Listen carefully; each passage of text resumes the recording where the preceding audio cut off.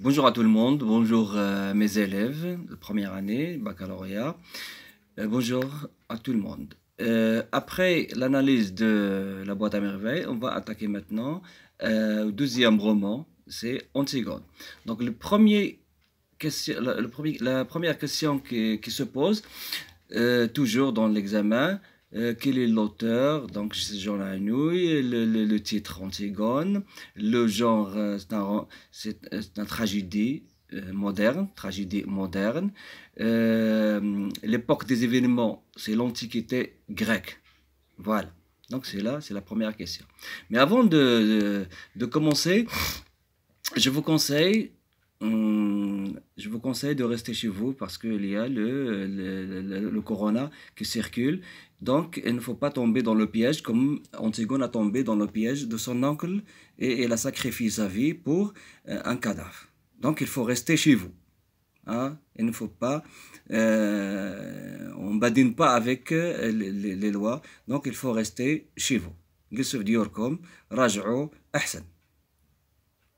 Ça y est, donc pour éviter les maladies et pour éviter ce corona. Donc on va continuer, on va commencer par le mythe d'Édipe. Normalement, avant de lire le roman, il faut savoir le mythe d'Édipe. Voilà.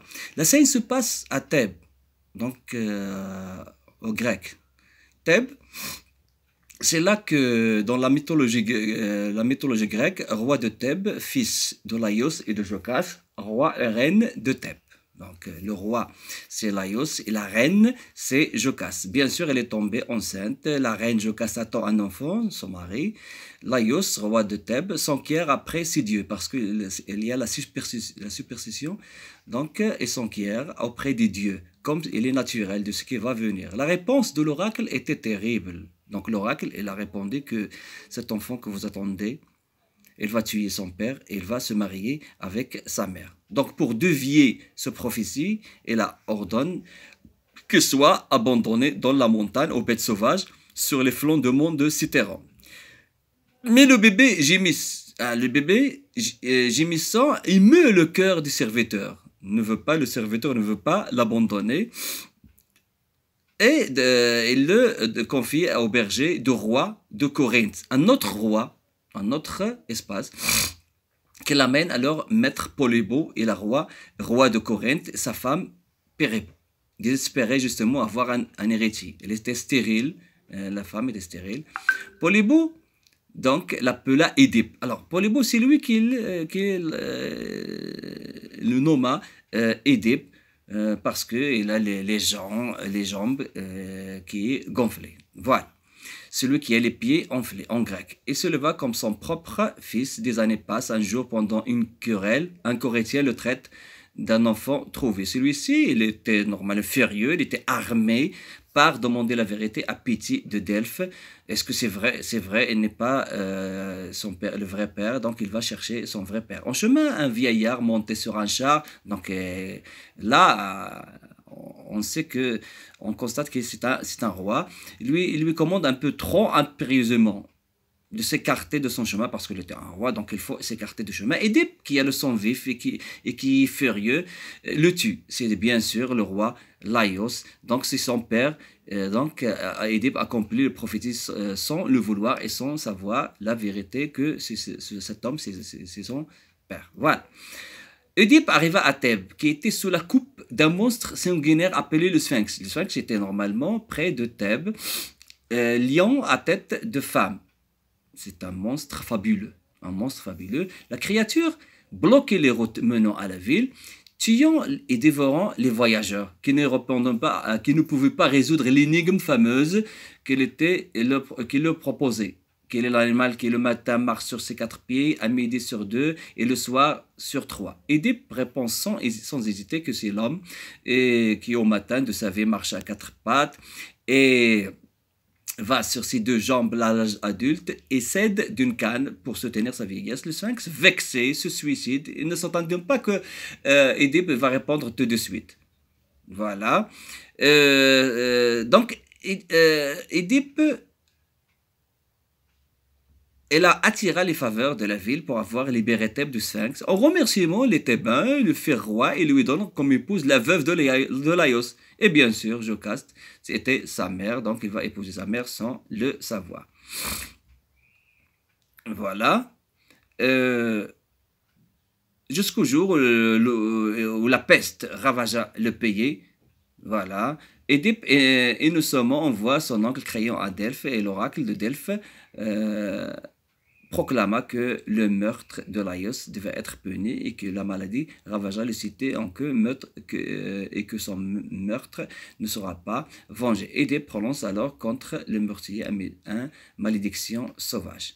Voilà, donc il a épousé sa mère sans le savoir. C'est ça le mythe d'Édipe. Normalement, le roman commence par directement par le cœur qui va représenter normalement les personnages, etc. Donc il ne parle pas de la scène, le mythe d'Édipe. Il faut que les élèves savent ou bien lire le mythe d'Édipe. Voilà.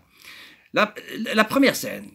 Donc, on peut pas dire la première scène, mais la scène 0. Le prologue présente, il avance dans la scène, il avance vers les spectateurs, et là, présenter les personnages qui sont sur cette scène. Le prologue présente les personnages, le cadre spatio-temporel et donne les informations sur les événements qui précèdent.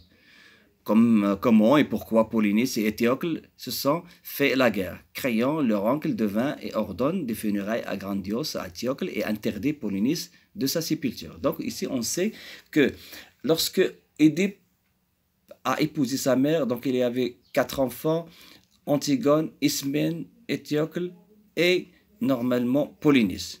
Bien sûr, lorsque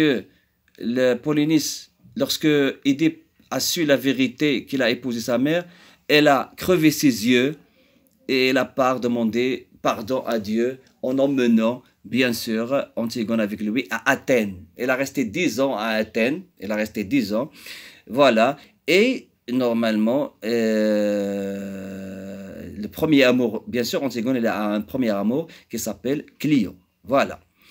Alors, ceux qui sont restés à Thèbes sont les frères. Les 2 frères, donc Étiocle et Polynice, ils sont trop tués pour le pouvoir, pour le trône. Donc, ici, normalement, Antigone a retourné pour empêcher cette guerre, mais en vain, parce que normalement, son oncle Créon, voilà, son oncle a empêché l'intervention d'Antigone, parce que lui, lorsqu'il a vu les 2 frères s'entretuer pour le pouvoir, il va laisser les 2 frères s'entretuer et mourir pour s'emparer de pouvoir, parce que jamais il va atteindre le pouvoir, parce qu'il y a les frères et les sœurs. Voilà. Donc, ici, normalement, Antigone, pour la description d'Antigone, qui est maigre, qui est noiraude, qui est laide, mais il a pu dire non au roi, il a pu dire non à la justice. Il est contre son roi, son oncle, il est contre l'injustice pour un cadavre qui doit être enterré. Normalement, pour les mœurs en grec, les cadavres qui ne s'enterrent pas, l'âme ne va pas jamais monter au ciel et va au paradis. Donc, c'est un prince, donc Antigone, elle a combattu pour l'enterrement de son frère. Ce qui lui pousse à faire ça, c'est d'abord les principes et aussi l'amour fraternel. Donc, il ne veut pas. Si on parle d'Ismène, c'est une fille coquette, elle pense à la vie, et la vie est belle, donc elle est belle, donc il ne veut pas mourir. Voilà. Donc, Antigone, elle est restée seule et elle a confronté le roi pour un cadavre qui est normalement qui n'est pas enterré. Voilà, c'est un stratagème de Créon pour s'emparer du pouvoir. Les 2 frères, ils vont se tuer, ce n'est pas un problème. Voilà, Ismène, il ne s'intéresse pas à la politique, mais Antigone, elle a hérité les caractères de son père, qui est forte. Donc, il a fait ce stratagème, il a fait normalement il a enterré Étiocle et a dit que Étiocle c'est un héros et l'autre Polynice c'est un traître, donc il ne doit pas être enterré. C'est pour ça normalement il a fait ça pour que Antigone et il a fait un ordre royal, un décret royal. Alors tout ce qui essaie d'enterrer ce cadavre, il va mourir. Tout de suite, il va mourir. Alors, les habitants normalement de Thèbes, personne n'osera violer la loi de Créon, sinon elle va mourir pour un cadavre. Non, personne ne peut, mais il sait d'avance que Antigone, c'est elle qui va s'intervenir. Et voilà, il est tombé dans le piège de son roi et il est mort à la fin. Donc on va suivre les scènes. On va commencer par la première scène, le vidéo prochaine. Donc, hasta luego, au revoir et attention, restez chez vous.